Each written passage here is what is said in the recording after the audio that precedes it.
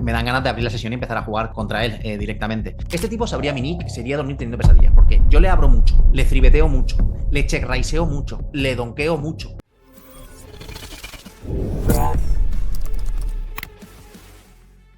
Muy buenas, crack. Hoy domingo, nuevo vídeo de YouTube. Bueno, vídeo muy especial. Primer vídeo de muchos donde traigo a Edu. Edu es el primer profesor de Legends y tuve el placer de trabajar con él todo el 2024 y me sorprendió una cosa espectacular sobre él, que es la manera que tiene de simplificar algo difícil y hacerlo muy entendible. Ya lo habéis visto en algún reel y hoy le he pedido que arranquemos con un vídeo muy especial, que es qué le sucede a ese regular de middle stakes, por qué no logra reventarlo y subir de niveles. Buenas, Edu. Muy buenas, Jordi. Un placer estar por aquí contigo en YouTube. Muchas ganitas de grabar este vídeo. ¿Tu primera aparición por YouTube? Sí, sin contar el reel, sí. Bueno, pues la primera de muchas. Y si te parece, vamos por materia. La idea, Edu, hoy nos trae, va a ver el vídeo de hoy una parte de detectar cuáles son los problemas reales que tienen estos tipos de jugadores que hemos analizado en nuestros alumnos, en la experiencia que tenemos dando coaching. Y después vamos a analizar este hat en profundidad, que es de uno de nuestros alumnos que entró en la academia, ya ha ido evolucionando este hat, ¿no? Pero qué detectamos que pasa aquí para que, si sientes que algo te representa, y qué cosas puede hacer, que recomendaríamos para que su juego evolucione paso a paso y se convierta en un crusher en las mesas. Si te parece, cuéntanos un poco qué es lo que sueles ver de los jugadores de middle stakes que no consiguen buenos win rates, Edu. Vale, pues creo que son varias cosas y la gente le da menos importancia de la que tiene, ¿no? Que es casi tanta o incluso más que el propio juego técnico del póker. La primera diría, sin duda, la selección de mesa. Hemos hablado bastante ya en Legends con los alumnos de lo importante de este tema, ¿no? Al final, lo que va a determinar nuestro win rate va a ser en gran parte el edge, la ventaja que tenemos con respecto al resto de jugadores de la mesa, ¿no? Y si estamos jugando mesas contra regulares muy fuertes con un rake altísimo y sin recreación en la mesa, pues podemos adivinar un poco que el único que va a ganar en esta situación va a ser la sala de póker, ¿no? Lo comparto contigo. De hecho, yo pondría selección de mesa barra selección de sala, incluso, porque veo que también gente está anclada, porque todo tiene que ver, ¿no? Con el rey, que entender que jugar online estás pagando impuestos y la sala que te permita que tenga menos impuestos y a la vez sean mejores mesas es una sala que queremos estar ahí. Lo comparto 100%. Sin duda. Vale, este sería el punto uno y para mí el más importante. Otro punto también sería más temas de conseguir aplicar todos tus conocimientos en la mesa. Y esto creo que viene mucho de un error muy típico de los jugadores de estos stakes, es jugar demasiadas mesas, ¿no? Y esto puede ser por varias cosas. La primera es la costumbre, ¿no? De estar en piloto automático, de querer simplemente meter volumen. Un poquito también hay mucho rakeback player, ¿no? Que es muy atractivo tener ese rakeback todos los meses, que es como un salario fijo, ¿no? Por así Un decirlo. seguro. Un seguro, exacto. Pero al final eso creo que corta mucho la progresión como jugador porque si estás jugando mesas de más no concentrado, no vas a poder aplicar lo que estés estudiando fuera de las mesas, ¿no? Y de hecho, creo que un rasgo muy típico de estos rakeback players es que sus horas de estudio, si es que las hay, son muy bajas. Pongo punto número 3 porque horas de estudio, poco que añadir aquí. Creo que de nada sirve estar a 6 mesas cuando estás generando EV0. Es una frase de David Jones que dijo en su entrevista que me parece brutal.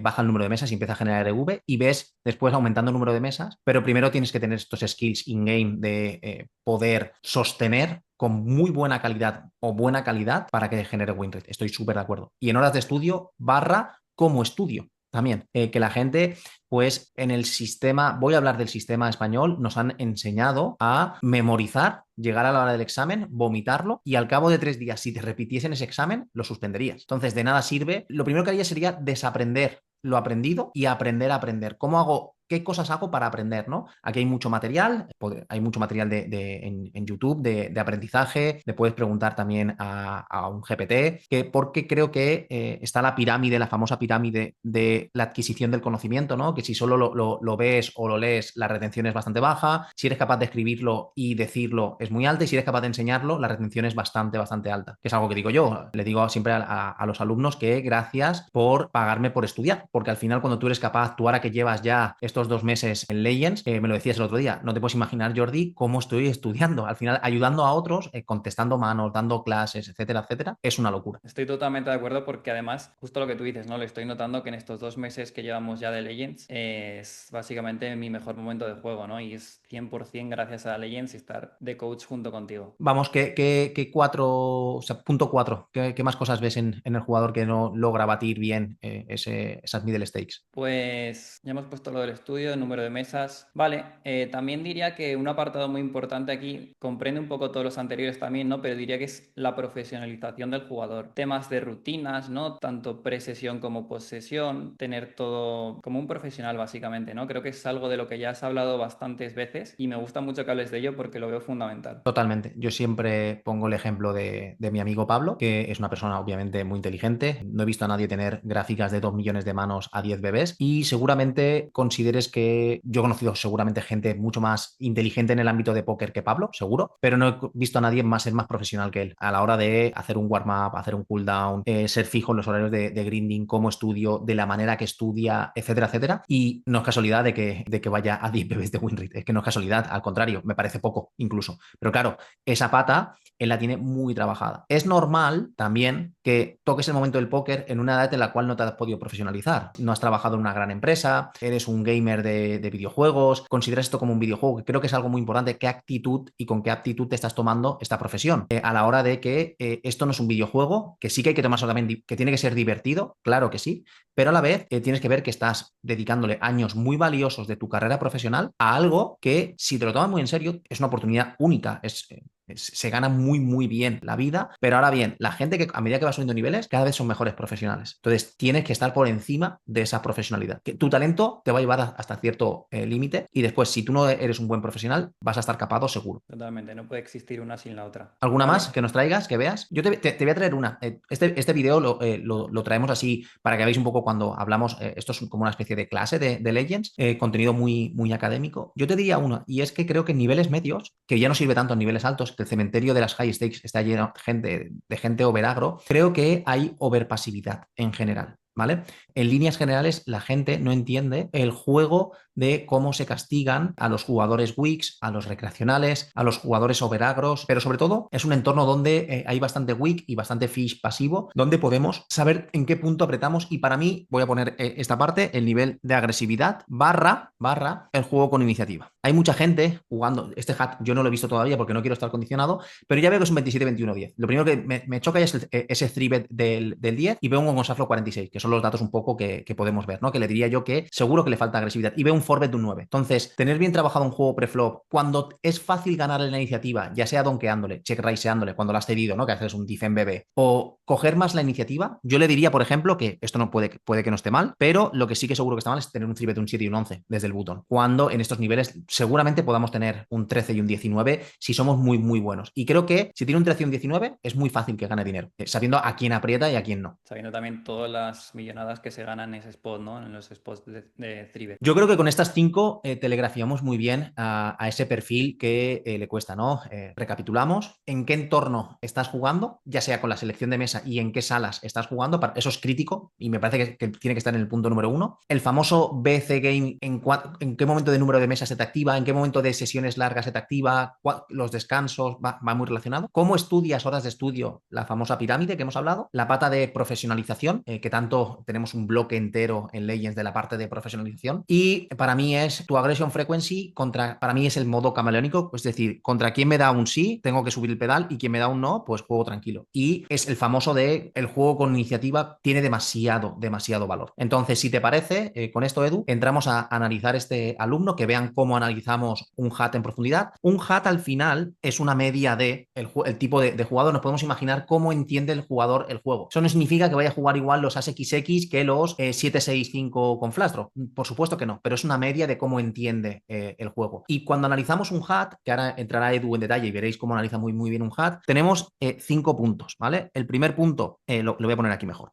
El primer punto es el juego preflop, ¿vale? El segundo punto es el juego sin iniciativa. El tercer punto es con iniciativa. El cuarto punto, que ahora lo veréis, que lo tenemos aquí en el hat, es cómo encara los trivet pots. Y el quinto punto, que me gusta mucho ponerlo, cómo entiende su grado de flexibilidad, que tiene que ver un poco con el punto de antes, ¿no? Ese camaleónico que yo digo y que tenemos varias stats que nos pueden medir. Si te parece, Edu, empezamos por el primer punto.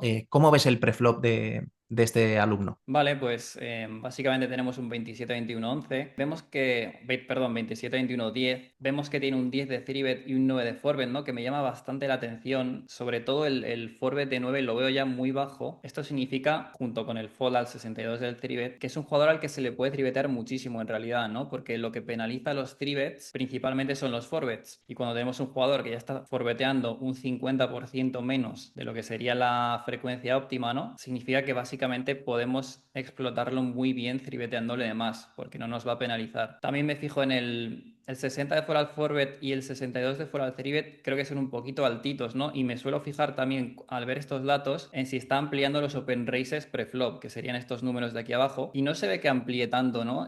Si tuviera aquí en botón, por ejemplo, un 50 de open race, que podría ser un open race que proponemos para estos stakes, ¿no? 50, aquí en SB parecido. En cutoff un poquito más alto, a partir de 30, ¿no? 30 y poco está bien. El de early no me preocuparía tanto porque early es justo la posición donde menos podemos ampliar, ¿no? Pero estos open races que son, por así decirlo, por tablas, ¿no? Me dicen que no está ampliando, con lo que estos falls al 3-bet sí que empiezan a ser ya un poco altos, ¿no? Un poquito preocupantes. ¿Cómo lo ves tú, Jordi? Totalmente. De hecho, bueno, tiene una base preflop sólida, entiende el juego posicional y que los open rises tienen que ser, digamos, ascendentes. Seguramente tenga su early sea algo tipo 18, perdón, 24, que le quede una media de un 22. Pero claro, en estos stakes, cuando tú tienes jugadores débiles en las ciegas, ya sea un regular o un recreacional, abrir un 44 para mí es un error, porque no estás cogiendo spots donde es muy fácil tener un open rise aquí bien trabajado con ese skills post-flop del juego con iniciativa de tener un 52, un 53 de media, que hay en spots que abras un 70,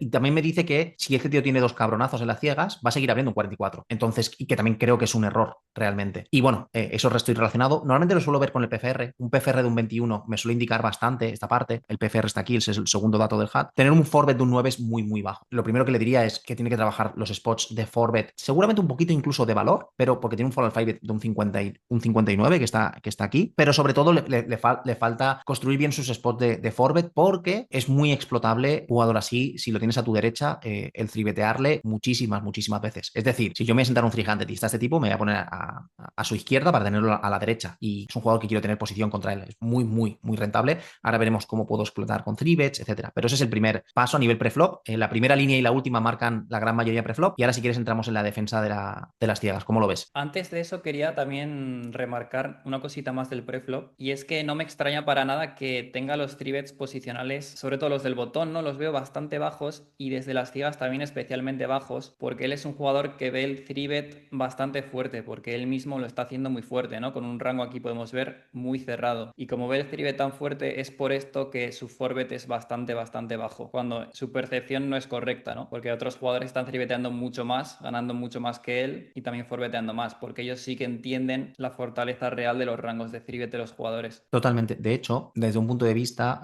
de las posiciones que más ganamos dinero tribeteando es desde late, o sea, desde cut-off button y tener un 7 y un 11 es bajo. Yo aquí números que recomiendo, ya solo por cómo están, contra él mismo, si él tuviese un buen forbet, etcétera, ya solo abriendo aquí en cut-off un 27, yo debería de tener una media de un 13 aproximadamente, un 50% del rango de OR más o menos. Si me está viendo en middle, que está viendo un 24, debería tener aquí contra él un 11 desde el button de rango. Es decir, este 11 de media, que al final es una media de un 9 en el button, me parece bajísimo. Bajísimo. Esto contra jugadores buenos. Si yo estuviese jugando contra él, mis free bet pasarían cuando él abre cutoff y en vez de un 13, este dato se transformaría fácil en un 18 y este 11 se transformaría fácil en un 15. Entonces, claro, cuando tú sabes contra quién camaleónicamente puedes coger iniciativa, ya entro en dinámica, ya no me aguanto más.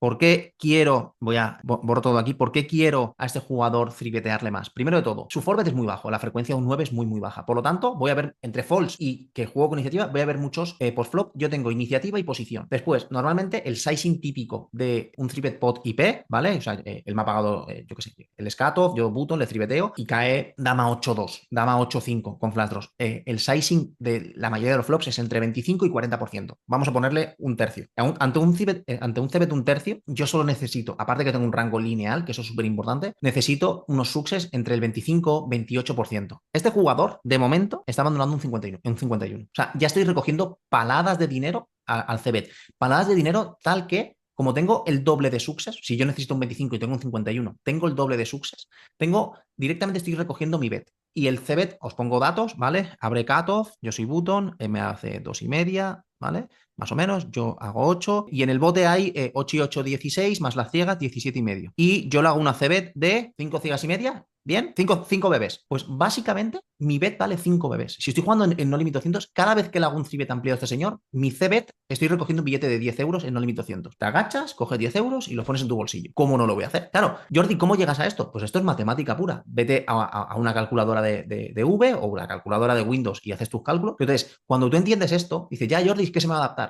Es que si este jugador se adaptase, jamás tendría un forbet de un 9. Un jugador que se te puede adaptar, ¿cuál es el forbet que me empieza a castigar? Jugadores con un forbet de un 13, un 14. Entonces, ¿qué ven mis ojos aquí? Esto, junto con esto, y de paso veo el One on Shuffle. Cuando estos tres me chirrían, yo ya puedo coger ventaja de rango ampliado de 3-bet. Jordi, ¿pero cómo juego con el Tunnel River? Digo, hostia, Dios, espérate un segundo. Has recogido dinero preflop, que no hemos hablado, que ya es preflop y estás recogiendo palabras de dinero. He recogido dinero en el flop. Ostras, tampoco abuses, ya está.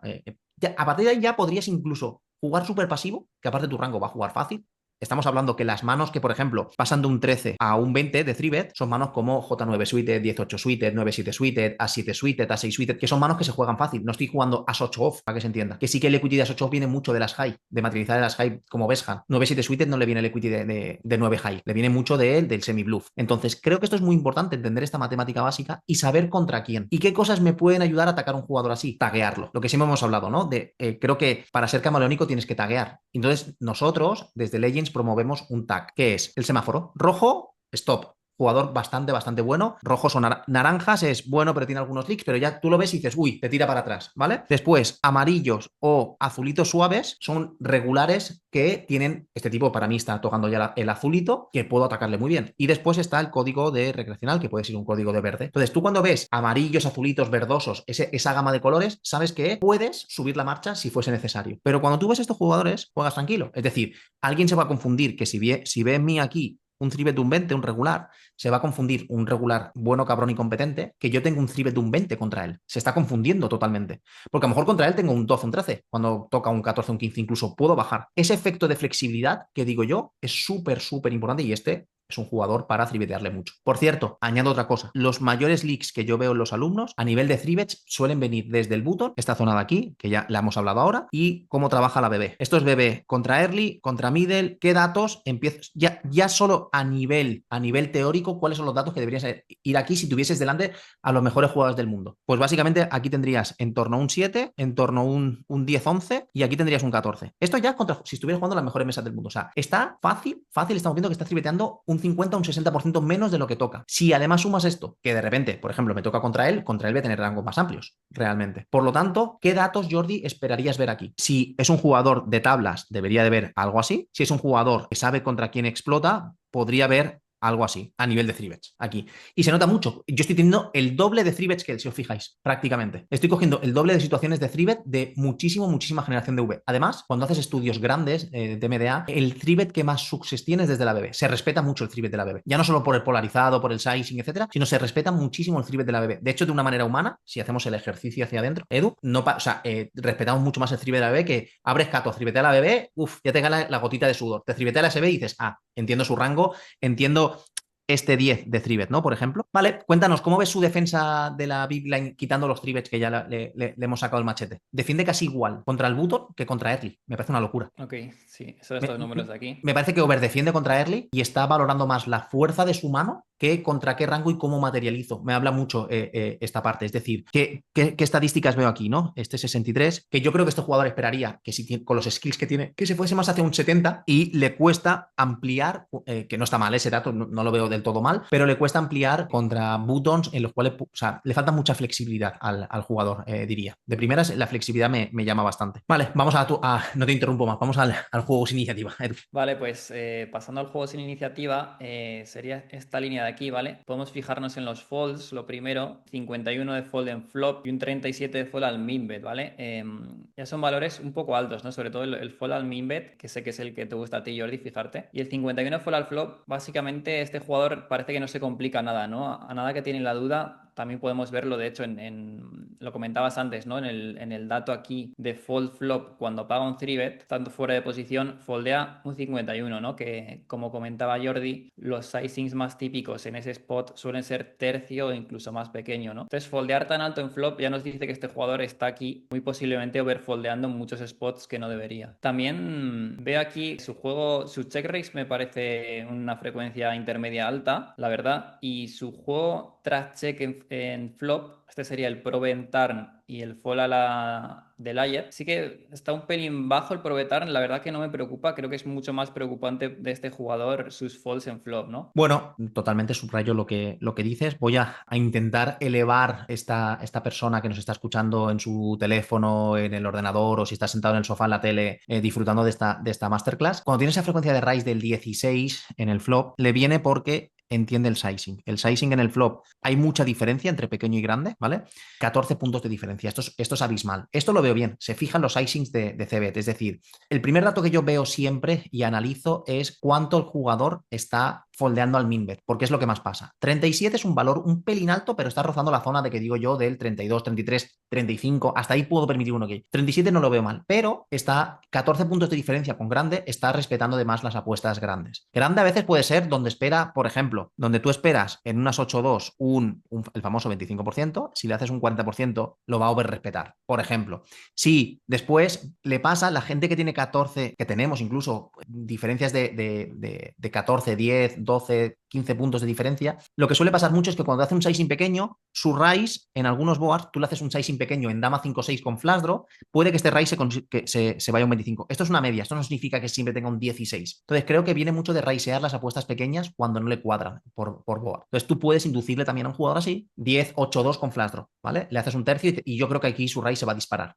Entonces tú puedes saber que él va a overraisear y yo no he dicho ni la mano que tengo. Puede que tenga un farol y decida jugar mucho a cómo voy a materializar contra él mi farol, ¿vale? Por ejemplo, es un jugador que se sobrefija aquí y tiene un leak bastante. O sea, es un jugador que si yo estuviera en el button y tengo este jugador en la BB, o sea, sería rentable abrirle en E2, ¿vale? A lo mejor de una manera para no desgastarme y estar pendiente del 7-2 off, le abro un top 70. Pero, ¿por qué? Porque entre que tiene 3 bets bajos y que tiene un leak grave aquí y que tiene un leak grave ante el de Layet, un probe de un 30 es bajo, esperaría un probe medio, un 38, un 40 y un fall al de Layet un 64. Es un jugador con bastantes leaks en su juego sin iniciativa, ¿vale?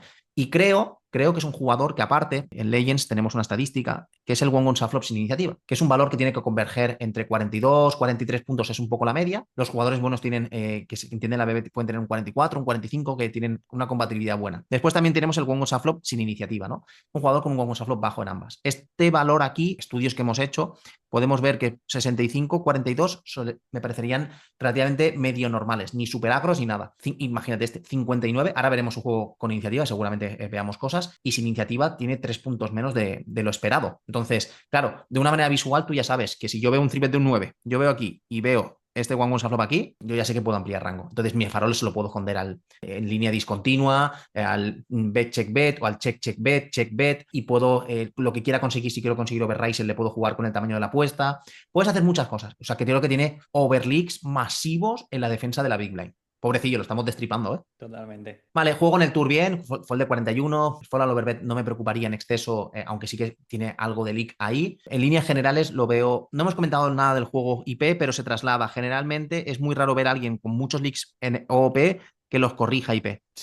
Todo lo que hemos dicho OP lo trasladaría al juego in position. Vale, juego en el River. Bueno, es bastante folder en líneas generales. No me preocupa el estilo en el river que tiene, de este fold del 61, este spot de Valufer. No creo que le venga del juego en el river. De hecho, seguramente acierte mucho respetando los botes grandes, sabiendo que los botes grandes obviamente tienen una frecuencia relativamente alta y los puede blufear. Creo que su juego en el river es bastante bueno. Es decir, creo que es un jugador que mejorando, de hecho ya se lo hemos comentado, mejorando las estructuras preflop, las estructuras en el flop, con y sin iniciativa y alguna cosa que veremos más, rápidamente, más los puntos iniciales que hemos comentado, su win rate se dispararía, pero a lo bestia, sin ninguna duda. ¿Qué ves de su juego con iniciativa, Edu? Vamos a centrarnos en el button. Vale, vamos a pasar al button. Tiene 77 de CBT en el flop. Bueno, hace bastante tercio, no tiene tanto tortazo, ¿no? Que sería este dato del 3. Eso me dice que no es tan flexible según el tipo de board, también según el tipo de rival alguna vez, ¿no? Podemos adaptarnos bastante por ahí. Vale, cuando hace check tiene un fold del casi el 70, ¿no? Esto es una locura. Básicamente este jugador juega muy straightforward. Sus manos por valor hace siempre bet y sus manos débiles casi siempre las chequea, ¿no? Entonces este fold del 70 ya me dice que incluso en el turn respeta muchísimo los probes, ¿no? Y hasta manos medias puede overfoldear este jugador. Este también respeta muchísimo los raises, ¿no? Este 71 es el fold al check raise después de betear. Y eso que ya estábamos partiendo de un rango bastante fuerte de bet, ¿no? Entonces, básicamente este jugador cuando le check raisean lo ve ultra fuerte y foldear un 71 al check raise, Jordi, creo que nunca había visto un dato tan alto en un hat ya con tanta muestra. Yo estoy, estoy alucinando. Es decir, me dan ganas de abrir la sesión y empezar a jugar contra él directamente. Varias cosas a comentar. Ahora llegaré al check raise del 71. La frecuencia de BT está bien. Valores de entre 70, 75, 80 incluso están bien. Y cuando él CBTA, de ese 77% de CBET, si cogemos ese pastel entero, ¿vale? Porque este podría ser un 100, el valor del min bet. Aquí pongo el famoso pequeño, mediano y grande, ¿vale? Al final tiene una frecuencia de pequeño de un 59, ok. El grande, un 3, me parece bajo. Cifras en torno al 8, doble dígito, un 10 o así, me parecían más normales. Por lo tanto, le queda una frecuencia, abusa mucho del tercio y el medio bote. Le queda una frecuencia de medio bote 40, 50, 60% de un 38. ¿Qué valores podemos ver aquí de un jugador bueno? Yo creo que como él, 59, si tuviera una frecuencia de totazo de un 7, ya sería un jugador incómodo con iniciativa. Y eso le daría muchísimo dinero porque está entendiendo las estructuras en el flop, ¿vale? Y creo que obviamente tienen que ser, esta parte de aquí tiene que ser decreciente, esto era un 59 y esto es un 3 y esto era un 38, si mal no recuerdo, ¿vale? Por supuesto que tiene que ser decreciente, pero creo que más hacia el, más o menos, 60, 30 y 10 haría mucho más sentido. Entonces, le diría que hay mucha de esta parte que tendría que pasar se beneficiaría mucho de esa flexibilidad. Aquí ya empezamos a hablar de flexibilidad, punto número 5, que hemos visto bastantes cosas. A nivel de sizing parece flexible, sí, sin iniciativa se fija bastante.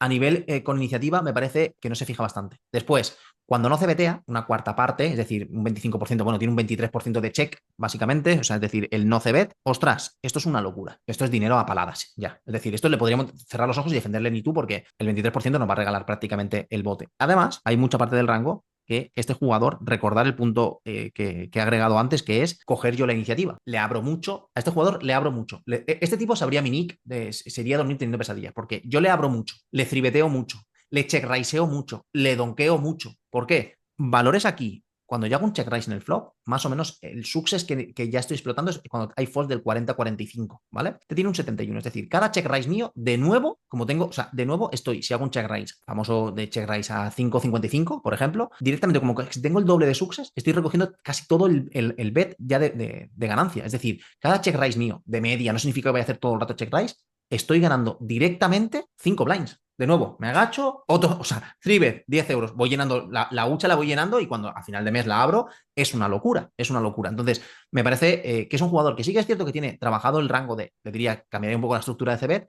Ostras, el juego cuando es muy fácil ganarle la iniciativa, forbetearle mucho, tribetearle mucho, abrirle mucho, sufre muchísimo este jugador, muchísimo, muchísimo. El second barrel no está mal, creo que no me detendría mucho. Vemos aquí la frecuencia de triple barrel que tiene y este dato lo que hemos hecho es, si multiplica 77 por 58 por 40, tiene un 18 de triple barrel de frecuencia. 18 es un valor intermedio bajo, que esto lo sumo a cuando él overbetea cuánto sigue, que suele coincidir bastante que este es un valor medio bajo. Es decir, este cuando crece un bote muy grande, no esperaría que construya muchos faroles de más o que tenga muchos balufos por el camino. Después, con iniciativa me parece que es mejor que sin iniciativa, sin lugar a dudas, pero claro, tiene leaks muy heavy. O sea, es un spot que sería con 4 cositas, le podríamos cambiar el juego súper rápidamente a la que entienda un poco de dónde está el dinero en el juego con iniciativa. Sí, yo creo que este jugador tiene muchos problemas en spots de rangos amplios, ¿no? Este es el botón, ¿no? Cuando nos defiende la big blind y es uno de los rangos de los spots con rangos más amplios que hay en el póker. Lo respetan mucho, ¿no? Los check raises de rangos amplios, el prove de rangos amplios. Quizá él solo está pagando con manos muy fuertes, ¿no? Cuando básicamente con estos rangos tan amplios que comentamos no va a haber solo manos tan fuertes, ¿no? Como él interpreta. Su percepción, el check raise es fortísimo siempre. Totalmente. Cuando el bote crece, este señor, la famosa gotita que decía antes, vamos, le caen, le empieza a sudar el cuerpo directamente. Si te parece, para ya cerrar el análisis del HAT, vamos al punto 3. ¿Cómo ves su juego de 3-bet pots con iniciativa? Lo marco aquí. Vale, sería esta parte de aquí, ¿no? Este es el juego en el 3-bet con posición. Que bueno, las C-bets me gustan, 80-56 no está tan mal. Sí que tiene el check fold muy alto, ¿no? Pero bueno, como si a un 80, bueno, no me Me preocuparía gusta cómo juega. tanto. Sí, como me estoy fijando en el fuera de posición, ¿no? En el 3-bet fuera de posición. Ya aquí casi la mitad de las veces está chequeando el flop. En un spot donde 3-bet fuera de posición, él tiene todo el rango fuerte, ¿no? Tiene ese rey siempre en 3-bet y está básicamente regalando muchísimos botes, ¿no? Y muchísima iniciativa en este spot cuando cebeteando solo un 60 en el flop. Totalmente. De hecho, si tuviese que adivinar a este jugador, fácilmente tendría la roja en menos 15 blinds. O sea, la roja en el infierno, totalmente. Pues se le ve, ¿no?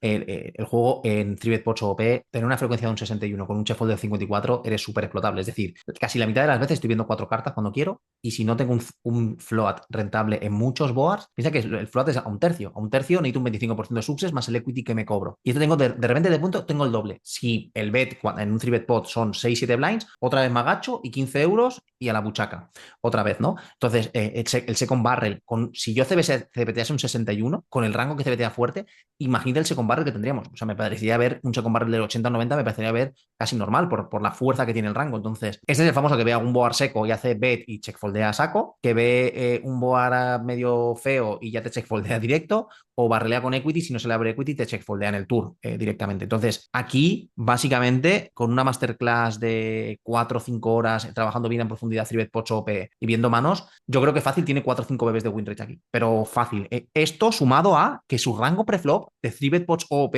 fíjate lo que son, en la gran mayoría, son rangos súper cerrados. Súper cerrados. O sea, imagínate que pudiese aumentar la frecuencia. Aquí se le está escapando paladas de win rate. ¿Y qué te parece cuando paga un 3-bet con posición y sin posición? Bueno, pues lo hemos comentado antes ya en el juego un poco sin iniciativa, ¿no? Que los folds en el flop me parecen bastante altos cuando es un spot donde 3-bet pot, ¿no? Donde hay muchísimo tercio, ¿no? Hay bastante más tercio que en el juego en el botón, diría. Y foldear un 43 IP y un 51 OP lo veo bastante alto. Los check raises sí que es cierto, aquí el raise IP y aquí el check raise fuera de posición no está mal, ¿no? Son valores bastante típicos del spot, pero los falls en flop sí que me preocupan bastante y también es algo en lo que trabajaría con él. No sé si los ves igual que yo. Totalmente. Subrayo lo que has dicho. Y si te parece, voy a la última parte, que estoy fijándome mucho, que es la flexibilidad del jugador, ¿no? Aquí tenemos los donks, ¿vale? Ahora va a salir. Me fijo en el segundo dato, el 3, el segundo 3 y el 9.